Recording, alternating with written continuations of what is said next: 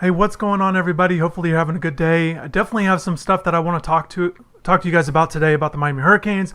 Definitely did that coaching change stuff last week. Definitely appreciate everybody for jumping on the live stream today. Have updates on Palaie Gaoteote, linebacker from USC. Talk about him a little bit, and also I want to talk about new wide receiver Charleston Rambo from Oklahoma, based on some insight and talking to some people that really pay close attention to the Oklahoma program.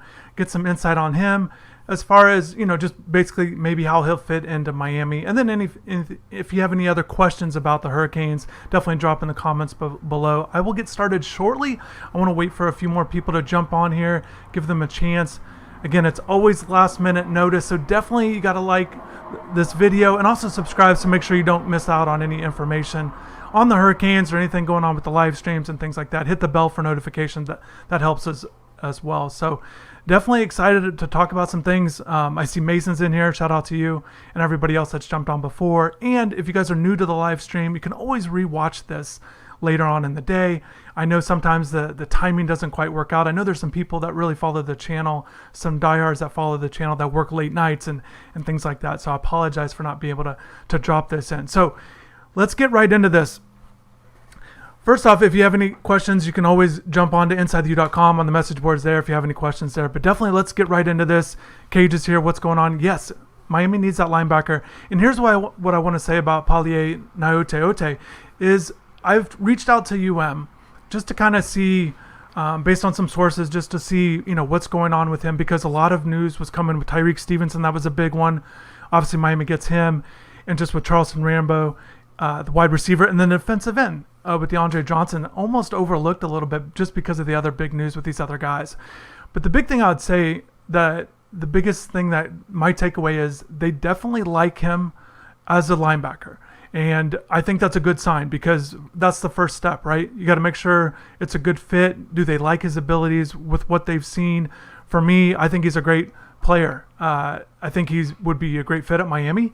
I think his ability to attack the run plays, particularly from that inside linebacker spot at 250 pounds, really plays downhill very well. And you saw Miami last year, and you guys saw me talk about the linebackers on these live streams in the past, that I really feel like that's the big area of need that needs to improve, whether it's current players or bringing in guys. And with Gaoteote, his ability to fill that gap, and I think he's an automatic starter if he does arrive at Miami. So yes, Miami, I can tell you right now, Miami does like him with what they've seen. However, based on the conversations, they have not yet been in touch with him. Now, certainly, as this is a live stream and everything is fluid, things can change rapidly. So maybe they are talking to him now, maybe they're going to talk to him today or later this week. But I will say, when I had spoken and when I've reached out, they had not spoken to him yet, but they do really like him. I think that's the biggest thing that I can bring to you guys right now on the live stream. And I think that's encouraging in terms of that. It's one thing to have excitement about a player, and certainly fans, you guys have all been asking about him for weeks now, and definitely on the InsideTheU message boards and things like that. You guys want to know, is this a possibility? And it's been great that you guys have been so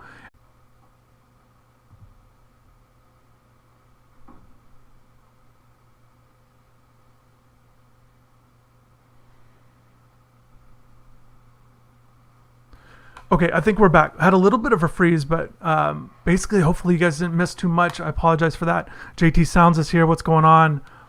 Hopefully you're doing well. Yeah, Happy New Year to you as well. Ohio Kane is here. That's great to see fans from all over the place. So all I was saying, that I was really saying with Gaoteote, is just that the biggest, I guess, school of threat is Michigan State, because his younger brother signed there in the fall. Former USC commit. He went ahead and picked Michigan State. So I think that's the one to watch for. In terms of, and I want to put this on the board while we're talking about this really quickly, just show you guys a little bit more about what kind of player he is.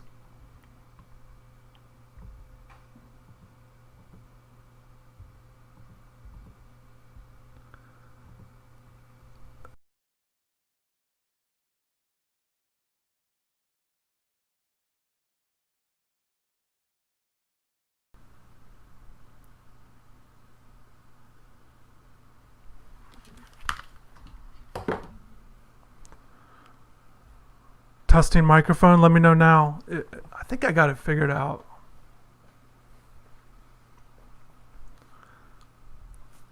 But let me know. Big Larry, appreciate it. Definitely the updates help me out a ton, help out everybody so I can get it. Got it, Dizzy Des. Appreciate it. Okay, let's get right back into it. Before we get into Charleston Rambo, I was just talking about how, just with Gaoteote, I think that it would really fit with Miami's defense, in particular, just kind of recapping what I said. Look, if Miami's going to the 4-2-5 defense with the striker being that fifth position, that fifth spot in the defense, look, you've got to have your two linebackers playing really well. And we just didn't see that last year. And I think that really was the drop-off of the defense, in particular against the run game. You saw that against North Carolina. You saw it against Clemson. Teams were able to run really well. I think it puts a lot of pressure on the other players on the defense, particularly the secondary, to jumping into that spot there on the defense. So look, if you get Gaoteote in there, I think he's a guy he is athletic enough. He can run sideline to sideline. He can come downhill and make hard hits on tackles against the run. He can be one of two linebackers. You don't have to change your defense. So I think that's why it would be a great fit. Because once again, there's just a lot of pressure on the linebackers to play well. And when they don't, it really puts a lot of pressure on other players, and teams can really attack. And I think that's what we saw last year. So it's either get a quality guy like this, or you've got to get guys better. So it's one of two things. I will say also, in addition to the news that I had about Gaoteote, was just the fact that Manny Diaz was on the radio this week, and he did say they were asking him about where they're at with, how much room they have. And he did say that they are going to maybe hang tight and wait on the NCAA if the initial scholarships change. So pay attention to that. But also if guys leave and those kind of things, it would certainly free up some spots. So just kind of pay attention to that. I do think that they'll try their best to reach out to them and see if they can, if there's anything there. And then obviously with Bubba Bolden, having that connection with them. But kind of going back with Bolden, again, they played 3 years in high school, but the way it worked out in college, even though they both went to USC, Bolden was there just for that 1 year. He's a year older, so he did not play with him. And then that second year, Bolden was, just dealing with his other stuff. So there's that. So Stanley's here, wants to know about Jeremy Pruitt for defensive coordinator. Yeah, I don't know. I think Manny, my whole thing with the coaching changes, and maybe I didn't say it enough over, just as they were dealing with it, I felt like if Manny was going to make these changes like people were talking about with Blake Baker and the defensive coordinator, look, that basically means Manny's whole identity as a coach is thrown out the window. Because if you bring in a new defensive coordinator, most likely you're not going to find a guy that run your defense. He did that with Baker, right? Baker came from he coached with them before and under him. So Manny was still able to have his defense ran by someone he knows. If he's able to bring in someone else, and it's not to say that Manny can't do it and other coaches don't do those. They do relinquish the responsibilities and they do let someone else have the identity. I just felt like that was going to be a tough ask for Diaz to, just essentially everything that he's believed in as a defensive coach, to a certain extent, he would kind of move on to someone else, whether he should or shouldn't. I just felt like it was going to be a hard decision for him to make. So the way I see it kind of now, even with Pruitt or anyone else that's available, I do think it's more realistic that Manny stays on board and kind of keeps it the way he's doing it. He's announcing he is doing the full calling the plays, and with Baker, kind of still on board, and then DeMarcus Van Dyke, obviously. So, bringing back Jess Simpson. So I think he's trying to keep continuity there. I think he believes in that for the most part, and I think that's one of the reasons. And with all that being said, even though he did make all these announcements, look, season's not for a long time. They could still make changes. We've seen changes happen right now anyway. So certainly anything is on the table. And just because he made the announcement about there wouldn't be any changes doesn't mean that there can't be or there's no possibilities. But I would be surprised at this point, to be honest with you, Stanley. So, okay, I want to talk about, that's kind of wrapping up with Palaie there and jumping into Charleston Rambo, a guy that's overlooked a little bit, in the sense that just the way the news was happening with Tyreek Stevenson and the other coaching changes. So with Charleston Rambo, I was able to reach out to some people that are really close with Oklahoma football and kind of get a take on him. And I think the biggest thing that came back to me that stood out to me was inconsistency, right? Like he'd play well one game and then just be kind of not invisible, might not be the right word, but just not as productive. And that's kind of what he dealt with throughout his career. He's a guy that came from Cedar Hill, Texas, really good program there. And he was a highly regarded recruit, 4-star recruit. And in addition to his attributes, and this is what Miami really wants, and it's good that, look, this is what Miami thinks he is, and this basically it's going along with what I'm hearing from Oklahoma is his speed. Rambo's speed is good. It's above average. He is a fast guy, and I think Miami is they definitely want to look at him as a downfield threat. Coach Diaz mentioned on the radio that he doesn't feel like they had that this year, and they do feel like that this guy would be the answer, or they're hoping he is the answer with that. And I want to put up his stats to show you kind of back what I'm saying, and based on things I'm hearing here as well, it kind of goes along with that, either with what Miami wants and also with what they have here. And just looking at Rambo, as you guys can see right here with the graphic I put together, redshirted in 2017, 4-star recruit, like I mentioned. He shows signs as a freshman, played 12 games. And once again, I always look at guys that come from really productive programs, really good teams. So definitely keep that in mind with his production. So first year out of the gate, second season, first year playing, he goes for over 15 yards a catch, which is great. Again, limited action. Has that touchdown against Alabama, which is very impressive. And most of his yards did come then. Then in 2019, full-time starter, 43 catches, 743 yards, the 5 touchdowns you like. But what's really impressive is those 43 catches at 17 yards a catch. That's what Miami wants. If you look at the yards per catch for Miami's receivers this year, it was not close to that. They have guys kind of in that 10 to 12 range, to be honest, that 10 to 13. So to see a guy with 17, that's impressive. That's what they're hoping Rambo can give them for the upcoming season. So he will be able to play immediately.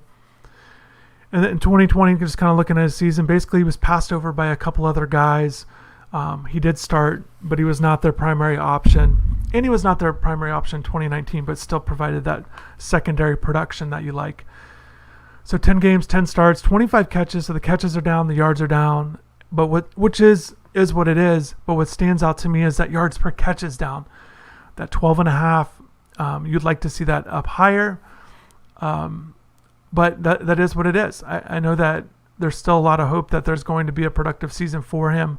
Certainly Miami loved what they got out of KJ Osborne as a graduate transfer receiver 2 years ago. Kind of lead the group, lead the room. I don't think they need that type of guy. I think Mike Harley provides a lot of leadership that they were looking for 2 years ago. I think Mike's an older guy. I think he was productive. Confidence should be there, and they can look towards him. Plus, Pope and Wiggins, look, they've played a lot now. They started, they're upperclassmen now.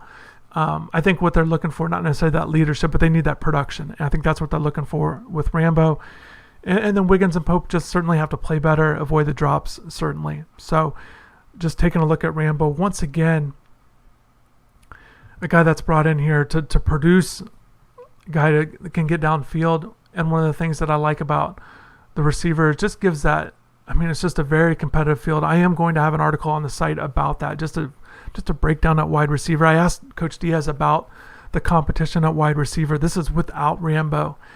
And he just said it's going to be very competitive. They signed 3 guys as well this year, freshman class, for the year before, and then the upperclassmen that they have, and Mike Harley comes back. So there are a lot of options. I wonder how Coach Likens is going to rotate guys in. I know when we talked to Coach Likens before, kind of when he was hired, kind of early on in spring, it felt like kind of early on.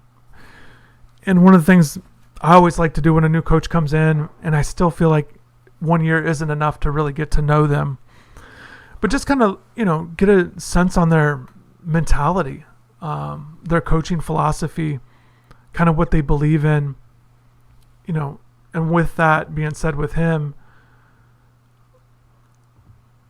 with Rambo, and kind of how with Rambo would work out, is I asked Coach Likens about, how many receivers would you like to play?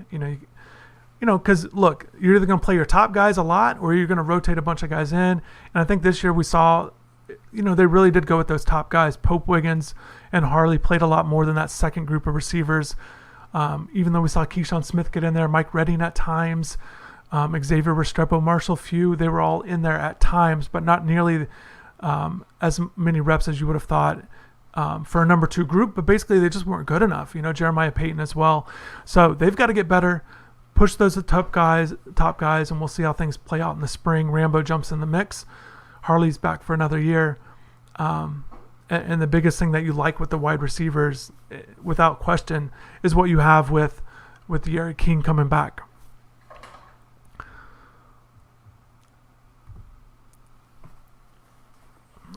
So there we go. That's kind of the talk with Rambo, and kind of going back with, we got the linebacker Palaie, and just, those are the big names right now that you guys want to know about. So I am going to wrap this up soon. If you guys have any more questions, I apologize for the audio issues. Hopefully it wasn't too much of an inconvenience for you guys, but thank you for sticking by and sticking with me here. But if you have any questions, definitely drop in. Dead Sea's here as well. We got some other people, and just real quick, kind of a preview of what's to come. I definitely, if you guys are interested in that draft day 2020 college basketball series I have going on with the Dynasty, deals with a lot with recruiting. Even with basketball, it's a lot of fun recruiting. But I'm planning on doing a new episode with that soon, and got the college baseball series as well. Still looking at the NCAA 14, and I know some people have asked about the revamped series coming out. So definitely just kind of, seeing how everything's working with that, and also some of the other things I've done with the channel, but I always appreciate you guys' comments on that, and suggestions is super helpful. So if you have any more comments, definitely drop them below in the chat or below. Like I said, if you have any more, after this wraps up, I'll get to that. I definitely want to get to the ones from last stream as well, but I'm going to wrap this up. If you have any more questions, and if I will definitely have more updates, definitely go live stream, but definitely watch this over if you missed the updates on Gaoteote and Rambo. And we'll wrap this up soon. And Bedoya's in the house, so that's good. Okay, guys, I'm going to wrap this up. Appreciate everybody. Thank you for watching. Be sure to hit the like button if you guys like this, and subscribe to the channel. Make sure you don't miss any more live streams. Definitely thank everybody for watching. Have a good rest of the day, and take care.